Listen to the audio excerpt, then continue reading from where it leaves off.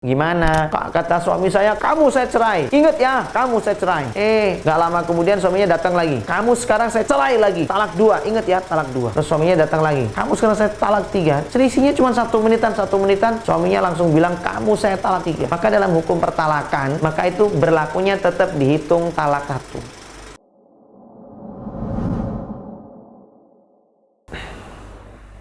Assalamualaikum warahmatullahi wabarakatuh. Sahabat-sahabat teras dakwah yang dirahmati Allah, dicintai Allah Subhanahu wa taala. Kita sekarang mau ngobrol-ngobrol bab masalah hukum perceraian. Jadi di pertemuan pertama sudah kita bahas tentang masalah menjemput jodoh. Yang kedua, tahapan berikutnya menikah, ya, rumah tangga berkah. Nah, kalau rumah tangga nggak berkah, banyak cekcoknya, bisa jadi peluang yang ketiga, terpaksa cerai.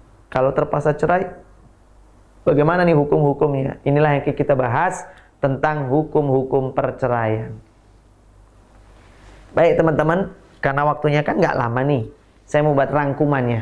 Ya, teman-teman, saya buat rangkumannya itu artinya, ya namanya rangkuman, intinya poinnya. Teman-teman nanti bisa belajar lagi dari kitab-kitab Kutubun Nikah atau kitab-kitab yang lain, bab tentang masalah hukum perceraian. Baik. Talak itu artinya cerai, ya, atau perceraian. Tolak. Ada dalam Al-Quran namanya surat Tolak.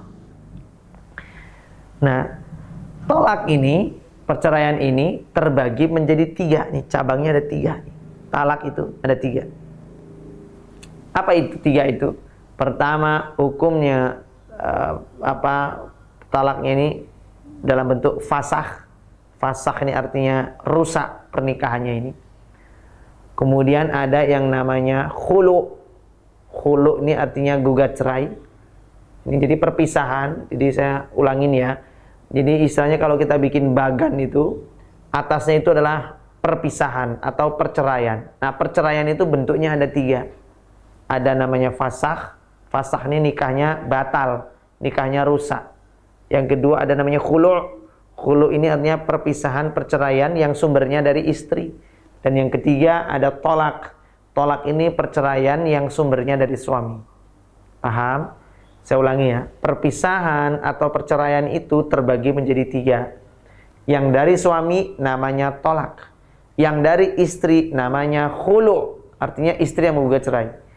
Nah, yang fasakh ini artinya dari Allah. Maksudnya apa? Allah yang membatalkan pernikahan mereka. Paham ya? Jadi perpisahannya itu karena suami yang menceraikan, namanya tolak. Istri yang menggugat cerai, namanya khulu. Fasakh, Allah yang memisahkan, Allah yang menceraikan. Karena melanggar hukum-hukum Allah, namanya fasakh pernikahannya. Yang mana dulu yang kita bahas nih? Yang kita bahas pertama adalah bab masalah ini dulu nih. Fasakh dulu nih yang sesuai urutannya. Fasakh itu kalau pernikahan orang itu dibatalkan oleh Allah, dianggap tidak sah. Dianggap apa? Tidak sah. Apa sebabnya? Macam-macam. Ada sebabnya karena ternyata dia nikah dengan saudara kandung. Karena dulu ada masih bayi, mungkin dia kembar, kena tsunami, terpisah mereka, orang tuanya habis, keluarganya habis, bayi ini dirawat di panti asuhan yang berbeda. Beda kota, jauh. Mungkin yang satu ada bayi kan, mungkin dia kembar dampit ya, kembar dampit laki perempuan.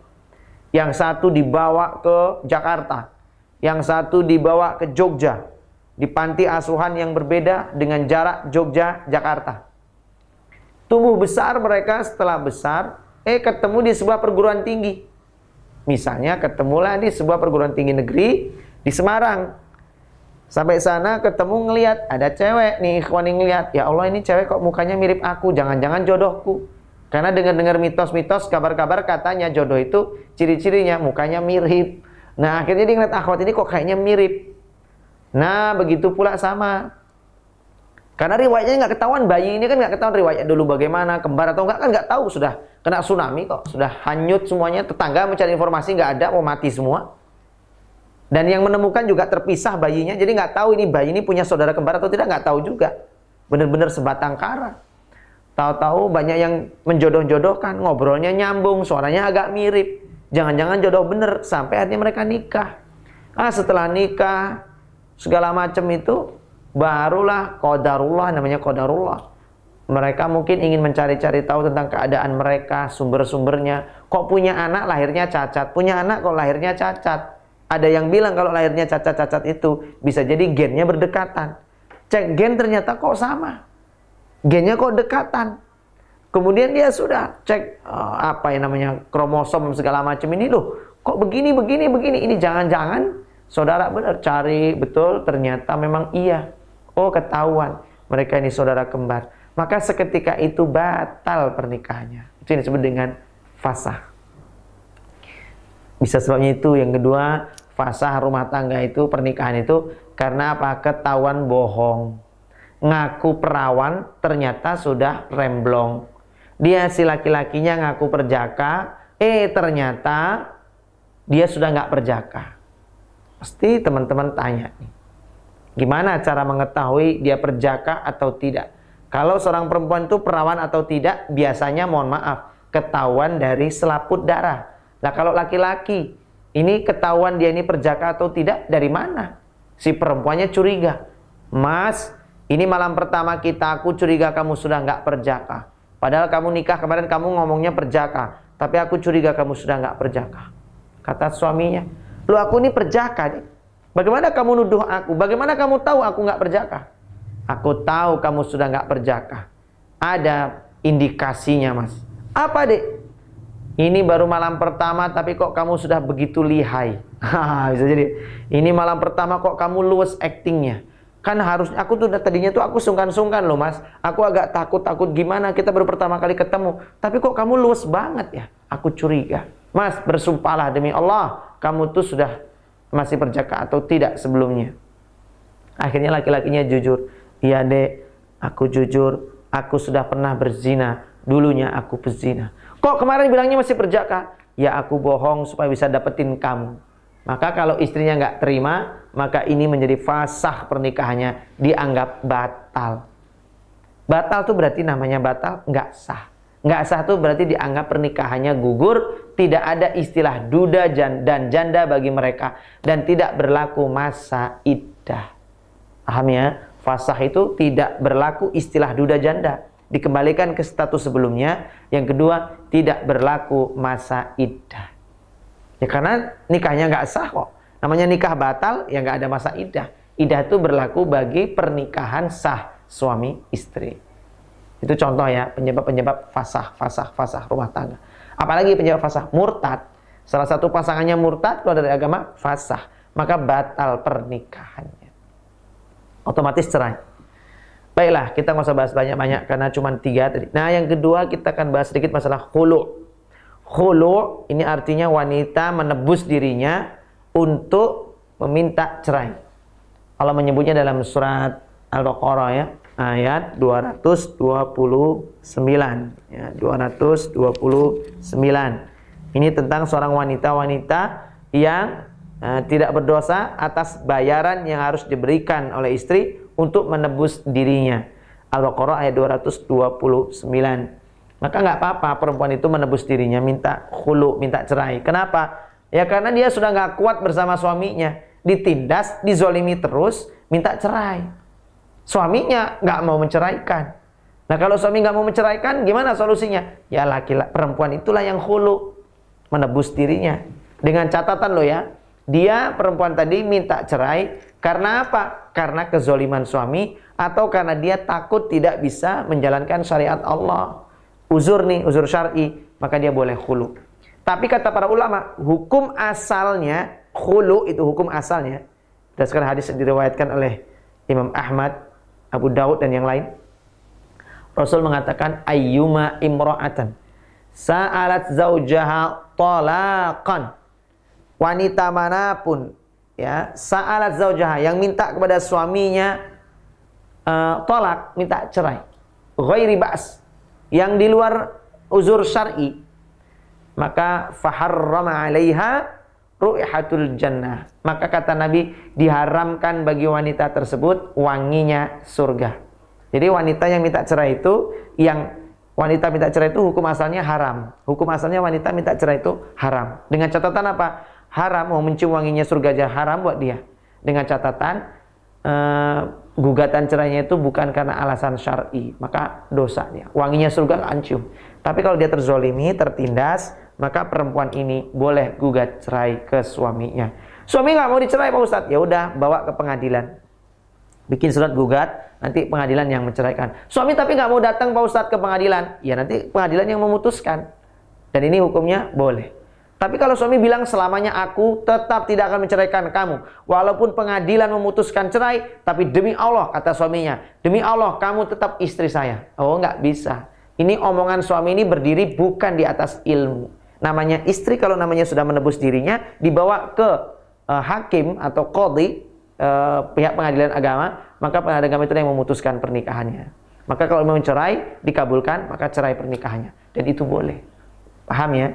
Nah, kalau khulu ini, masa iddahnya itu cuma 1 kali suci. 1 kali suci itu 1 kali haid. Jadi misalnya hari ini, putusan sidang, gugatan cerai dikabulkan, jeder, ketok palu. Besok loh, ini kan hari Sabtu. Besok Ahad, si istri ini haid selama 7 hari sampai hari Sabtu. Maka minggu depan, hari Ahad depan itu, dia sudah boleh nikah. Berarti masa iddahnya berapa hari Pak Ustadz? Ya cuma selama haid. Wong hari ini Sabtu diputuskan, besok Ahad sudah haid. Sampai haidnya hari Sabtu, 7 hari. Berarti masa iddahnya cuma 7 hari. Ahadnya sudah boleh nikah. Dengan catatan, kalau ada yang mau. Kalau udah ada calonnya. Nek payu lah, kalau payu nikah. Kalau enggak belum, ya sabar dulu. Ikhtiar cari jodoh lagi. Pahami teman-teman ya. Artinya, kalau yang khulu ini, masa iddahnya cuma 1 kali suci. Tidak 2 kali, tidak 3 kali. Dan kalau khulu ini tidak berlaku seperti talak 3 yang haram gitu setelah yang ketiga. Tidak. Kalau khulu ini nggak ada masa berlaku. Artinya mereka setelah khulu selesai putusan sidang, setahun kemudian merasa kesepian, akur lagi, jalin komunikasi, nikah lagi. Setelah nikah suaminya nggak berubah, khulu lagi, gugat cerai lagi. 5 tahun kemudian ngobrol lagi, ketemu lagi, saling ridho, campur lagi. Khulu lagi. Nah ini mau terjadi 4 kali, 5 kali, 7 kali sekalipun nggak apa-apa. Kalau khulu itu kelebihannya di situ, artinya tidak ada masa berlaku. Tapi kalau tolak itu cerai dari suami, nah itu baru ada berlaku talak 1, tolak 2, tolak 3. Nah maka kita sekarang pembicaraan yang terakhir yaitu tentang bab masalah tolak. Nah, tolak itu gugat cerai dari suami ya kepada istrinya. Maka Allah Subhanahu wa taala berfirman dalam surat Tolak, surat ke-65 itu. Ayat 1-nya, a'udzubillahi minasyaitonirrajim.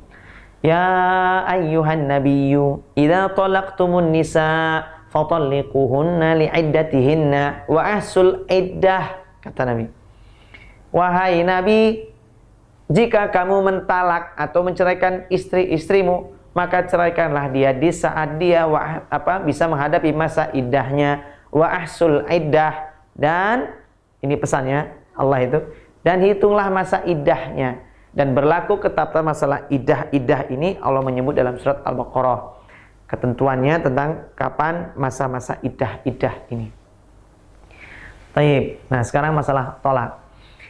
Yang sering jadi orang itu bingung ini adalah, Ustadz, tahu gini, Mas Awan, saya ini ditalak 3 sama suami saya, Mas Awan. Oh, talak 3 gimana? Suami saya marah, Mas Awan. Terus saya langsung ditalak 3, Pak Ustadz, Mas Awan, dalam 1 waktu. Gimana? Kata suami saya, kamu saya cerai. Ingat ya, kamu saya cerai. Nggak lama kemudian suaminya datang lagi. Kamu sekarang saya cerai lagi, talak 2. Ingat ya, talak 2. Terus suaminya datang lagi. Kamu sekarang saya talak 3. Selisihnya cuma 1 menitan. Suaminya langsung bilang, kamu saya talak 3. Maka dalam hukum pertalakan, maka itu berlakunya tetap dihitung talak 1. Talak itu ada batasannya. Atau tolak itu ada batasannya. Apa batasannya? Batasannya cuma 2. Rujuk atau habisnya masa iddah. Rujuk atau habisnya masa iddah. Rujuk ini gini. Kamu saya talak. Jatuh talak 1 ya. Kemudian sehari kemudian dia rujuk, maka berarti ini sudah talak 1 dianggap sudah berakhir. Talak 1 sudah berakhir masanya. Kenapa? Sudah ditutup batasannya dengan rujuk. Rujuk itu irji, roji, kembali. mereka sudah baik-baikan lagi. Ingat, baru kemarin loh ditalak, hari ini sudah rujuk. Besoknya bertengkar lagi, talak lagi, maka itu sudah masuk talak 2. Sudah masuk talak 2. 3 hari kemudian mereka akrab lagi, maka ini sudah berakhir masanya. Berarti talak 2 sudah terhitung. Karena sudah dibatasi dengan rujuk atau kembali. Nah, nggak lama kemudian dia mentalak lagi. Itu sudah berlaku namanya tolak ketiganya. Ini kalau sudah berlaku talak 3 ini, maka si perempuan itu tidak boleh dinikahi lagi kecuali dia nikah dulu dengan laki-laki lain. Ya, dan itu pun nikah dengan laki-laki lain sampai bercerai. Itu pun bukan skenario, bukan tes musta'ar, bukan sewaan, bukan kerjasama, bukan kong kali kong. Oke? Nah, ini harus bisa dipahami teman-teman. Maka itulah hukum masalah talak harus dipahami di sini. Nah, masa idahnya berapa? Kalau tolak ini masa idahnya yaitu 3 kali haid atau 3 kali suci. 3 kali haid, 3 kali suci. Misalnya sekarang saya talak, jatuh talak, besok haid, itu sudah dihitung 1 kali. Tunggu sebulan berikutnya haid lagi, yang kedua. Berikutnya lagi, yang ketiga. Nah, selesai haid yang ketiga, pokoknya ketemu haid yang ketiga, maka selesai. Makanya dalam Islam itu tidak boleh mentolak istri ketika haid. Ketika haid itu dimakruhkan. Dulu kalau sahabat Nabi ada yang mentolak istrinya ketika haid, disuruh rujuk lagi. Jangan pas haid. Kapan waktu yang tepat? Pas haid boleh nggak Pak Ustadz? Ya sah, tolaknya itu sah. Tapi dosa besar buat si suami mentolak ketika haid. Terus yang benar, mentolaklah itu ketika dia bisa menghadapi iddatihinna, ketika dia bisa menghadapi masa iddah. Kapan itu? Selesai haid, kan masih suci tuh, belum bercampur ya, selesai haid dan belum bercampur, disitulah mentalaknya suami kepada istri. Memastikan rahimnya ini benar-benar masih bersih, kosong, tidak ada jejak yang ditinggalkan. Kenapa? Islam menjaga perempuan. Khawatirnya ditalak padahal sedang hamil tapi belum ketahuan. Oleh karena itu, menunggu sampai haid selesai dan belum bercampur, berjima suami istri. Maka waktu itulah waktu yang tepat untuk mentalak jika memang harus tolak. Baik ya, itu tentang masalah hukum, masalah tolak.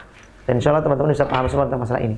Dan yang perlu saya sampaikan terakhir ini, Mas Awan, gimana kalau suami itu marah sampai kalap, marah besar, sampai akhirnya dia mentolak kami, Mas Awan. Nih kami istrinya dulu, saya istrinya ditolak, Mas Awan. Gimana nih? Tapi dia katanya nyesel, tadi marah emosi. Kata para ulama, marah itu dibagi jadi 3. Marah permulaan, marah pertengahan, dan marah level pedas, level tinggi. Ini yang level nggak sadar. Nah, kalau level yang pertama, permulaan, misalnya suami cuma diam aja. Udahlah, pokoknya kamu saya cerai.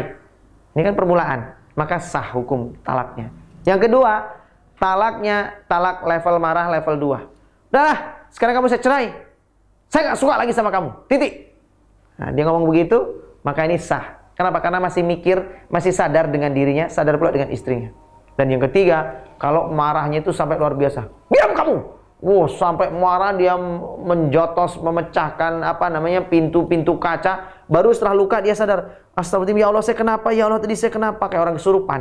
Dia lupa dengan dirinya, lupa pula dengan istrinya, dan nggak tahu, nggak sadar apa yang diucapkannya. Kayak orang mabok. Maka yang demikian itu, talaknya justru tidak sah. Dianggap tidak sah. Kenapa? Karena dalam kondisi akalnya tidak bekerja. Dikuasai oleh syaitan.